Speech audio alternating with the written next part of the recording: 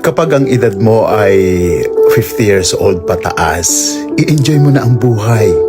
Lalo na't kapag nakatapos na ang iyong anak, tapos na yung paghihirap mo na yung malakas ka pa upang sila makaipon, upang itaguyod yung mga responsibilidad na meron ka. Ngayong settled na sila, subukan mo naman na huwag ka nang pumasok sa kung ano-anong mga pag-i-invest, mga bagong project. Dahil sandali na lang ang buhay, lalo na sa Pilipinas, napaka-igsi ng buhay.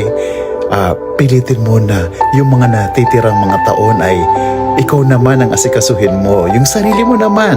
Although, kailangan nandun ka pa rin sa iyong mga pamilya, sa mga anak mo. Kasi kaya na nila yan. Sila na mismo ang gagawa ng sarili nilang buhay. Hindi mo na sila kailangan problemahin pa dahil nagawa mo na ang lahat para sa kanila. Pilitin mo mag-travel, pilitin mo makakita ng mga bagong kaibigan.